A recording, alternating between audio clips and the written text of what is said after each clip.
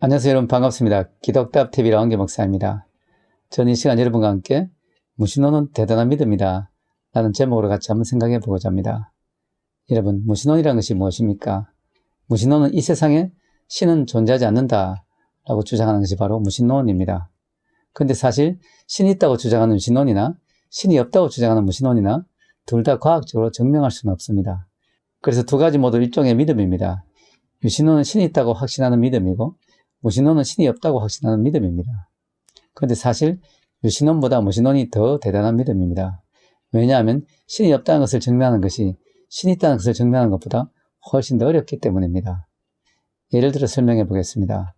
가령 어떤 무인도에 새가 있다는 것을 증명하기 위해서는 어떻게 해야 될까요? 무인도를 살펴보아서 새의 흔적을 한두 개만 찾아내어도 새가 있다고 말할 수 있습니다. 그러나 반대로 새가 없다는 것을 증명하려면 무인도를 구석구석 뒤져서 새가 있는 증거가 전혀 없다는 것을 밝혀내야 합니다. 만약에 새의 발자국이나 새의 깃털이 단 한 개라도 발견이 된다면 감히 새가 없다고 큰 소리치지 못할 것입니다. 그러므로 무인도에 새가 있다는 것을 증명하는 것보다 새가 없다는 것을 증명하는 것이 훨씬 더 어렵다는 것을 알 수가 있습니다. 하나님을 증명하는 것도 마찬가지입니다. 이 세상에 하나님이 없다는 것을 증명하기 위해서는 이 세상 구석구석을 다 뒤져서 하나님이 있는 증거가 전혀 없다는 사실을 밝혀내야 합니다. 그러기 위해서는 이 세상 모든 만물에 대한 완벽하고 절대적인 지식을 가져야 합니다. 그것이 과연 현실적으로 가능한 일일까요? 이 우주가 얼마나 광대합니까? 이 우주의 광대함을 생각해 볼 때 하나님께서는 무신론자가 소유한 지식 바깥에 존재할 가능성이 얼마든지 있습니다. 그리고 100번 양보해서 무신론자들이 이 세상에 대한 완벽한 지식을 가지고 있다고 하더라도 하나님께서는 우리가 사는 이 세상 바깥 다른 차원에 계실 가능성도 충분히 있습니다. 그러므로 이러한 관점으로 볼 때 무신론 자체가 대단한 믿음인 것입니다. 왜냐하면 지금까지 우리가 살펴본 대로 무신론은 논리적으로 불가능하기 때문입니다. 그래서 무신론자는 사실 하나님 없다는 사실을 믿음으로 받아들이는 것입니다.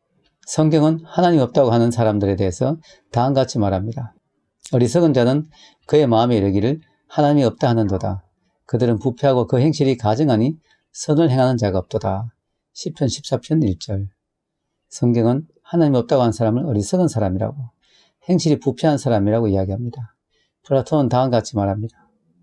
무신론은 정신적 실수이기 전에 영혼의 질병이다. 여러분, 무신론이나 유신론이나 과학적으로 증명할 수 없다면 어차피 둘 다 믿음의 영역에 속한 것입니다.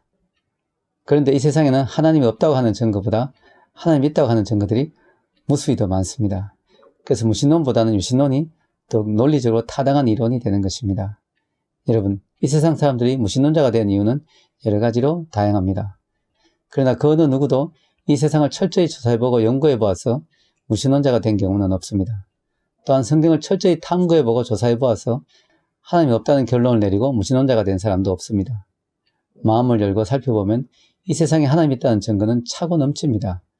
라비 제커헬라이어스라는 유명한 변증가는 이렇게 말했습니다. 증거가 부족한 것이 아니다. 마음과 힘을 다해 찾지 않는 것이 문제이다.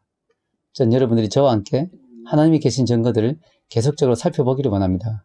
그러면 결국 여러분은 분명히 하나님이 살아계신 것을 확신하게 될 것입니다. 감사합니다.